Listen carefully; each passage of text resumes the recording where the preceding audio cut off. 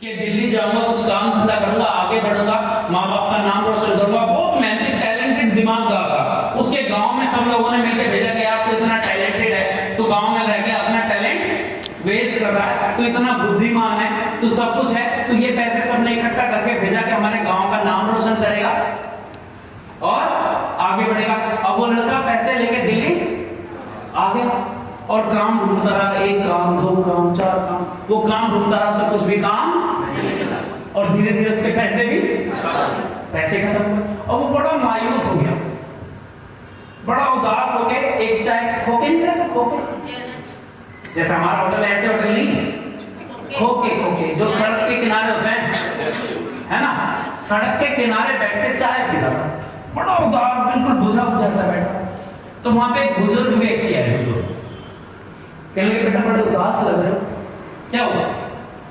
तो उसने बोला कि अंकल जी ऐसा है कि मैं अपने गांव से आया था, अपने मम्मी पापा की बड़ी उम्मीदें लेके आया था, अपने गांव वालों की बड़ी उम्मीदें लेके आया था कि मैं यहाँ पे कुछ काम करूंगा, कामयाब बन के लौटूंगा, मुझे मिला नहीं।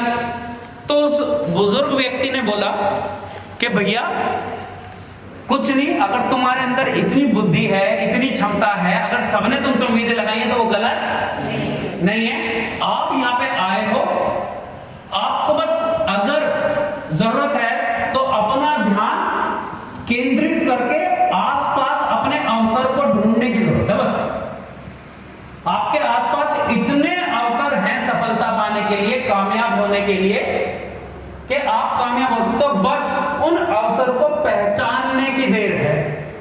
और वहीं थोड़ी दूर कूड़ा पड़ा था, कूड़े पे एक मरा हुआ चूहा पड़ा था और वो बुजुर्ग बोला कि अगर वाकई तुम शांत मन से ढूंढोगे तो इस मरे हुए चूहे से भी तुम एक अवसर निकाल सकते हो, एक अपॉर्चुनिटी निकाल सकते हो। और ये कह के बुढ़ा उठ के चला गया। अब वो कह रहा है यार एक तो पहले दिमाग खराब था, क्या अजीब बुढ़ा था, मरे हुए चूहे से मुझे अवसर बता रहा, क्या उपदेश दे के जा रहा था, बड़ा बदतमीज आदमी था। ये कहते हुए वो उठ के आगे चला गया। अब थोड़ी दूर वो गया तो वहां पे भीड़ लगी हुई थी, ध्यान से समझना, भीड़ लगी हुई थी और वहां पे एक सेठ जी थे, बड़े करोड़पति रईस आदमी थे और वहां झाड़ियों के पास बैठ कर रहे और भीड़ लगी पड़ी। वो गया, कह रहे क्या हो गया? कह रहे यार सेठ जी की बिल्ली अंदर चली गई है और बहुत देर हो गई और बाहर नहीं आ रही।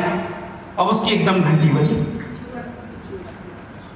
उसने कहा सेठ जी अगर मैं ये बिल्ली आपको पकड़ के दे दूं लेकिन इसके बदले आपको मुझे 5,000 रुपए देने पड़ेंगे। अब सेठ जी ने कहा हाँ बिल्कुल कोई बात नहीं, बिल्ली पालने का बड़ा शौक था, बड़ा प्यार था बिल्लियों से। सेठ जी ने कहा हाँ बिल्कुल दे देंगे, कोई बात नहीं। और वो तुरंत गया, वहां से रस्सी बांध के चूहा लाया, चूहा झाड़ियों के बाहर डाला, बिल्ली जैसे जैसे पकड़ने आई बिल्ली को पकड़ लिया और पकड़ के सेठ जी को, और लोग ताली में वाह क्या दिमाग है यार, क्या लड़का है, क्या टैलेंट है यार, क्या दिमागदार लड़का है यार, बड़ा होशियार लड़का है। सब लोग तालियां बजाने लगे। वो सोच रहे यार वाकई दिमाग तो है मेरे में, बस पहचानने की देर थी अवसर। यानी कि उस मरे हुए चूहे से भी क्या निकाल सकते हो आप? अवसर। अब उस लड़के ने उन 5,000 रुपए से पहले एक काम किया, उस काम से दूसरा काम किया, तीसरा काम किया, चौथा काम किया और ऐसे करते करते ही वो लड़का करोड़पति बना।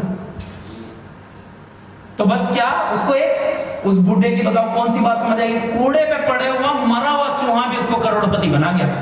तो आसपास हमारे बहुत सारी अपॉर्चुनिटी होती हैं। बस अगर शाम हो रही थी और वो जैसे बोल लेने जाने लगा तो उसकी मम्मी बोली ना बेटा अब शाम को मत उतारियो, शाम को पेड़ क्या कर देता है, सो जाता है। तुम्हें तो सबको पता, सारे काम वाले हो क्या? पेड़ शाम को क्या हो जाता है? और उसके दिमाग में यही बात क्लिक कर गई, क्या पेड़ भी सोते हैं? ये बात क्या कर गई, अटक गई, क्या पेड़ भी सोते हैं, क्या पेड़ भी सोते हैं? और यही करते करते उसने 2 ऐसे यंत्रों की खोज करी, पूरी जिंदगी उसने इसमें बिता दी। और वो लड़का बड़ा होकर पता क्या बना? इतिहास में नाम लिखा गया। कौन बताएगा उसका नाम? है राहुल, विराट कोहली? भैया इतिहासकारों में नाम है उसका, वो था जगदीश चंद्र बसु। उसने एक बनाया था फोस्कोग्राफ, जो पेड़ों की वृद्धि नापने के काम आता है। एक था फोस्कोग्राफ और एक था रेजोनेंट। रेजोनेंट एक यंत्र होता है जो पता लगाता है कि इस पेड़ को पीड़ा हो रही है, दर्द हो रहा है, मरने से पहले पूरा पेड़ कब आता है। पूरी जिंदगी उसने इसमें लगा दी और आज उसका इतिहास में नाम है नहीं है। वरना मुझे बताओ, जगदीश चंद्र बसु ने और क्या करा? नाम सबने सुना है? और क्या करा उन्होंने? बस यही करा।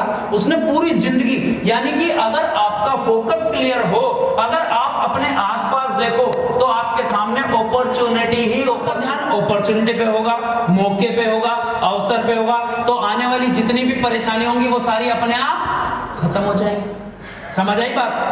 तो आगे चलें? आगे चलें? तुम्हारा जोश ठंडा हो गया क्या? है बच रहा? नहीं बच रहा तो हमारे पास बहुत सारे तरीके हैं। लोगों को पता मैं तितली बना देता हूँ, बाज बना देता हूँ।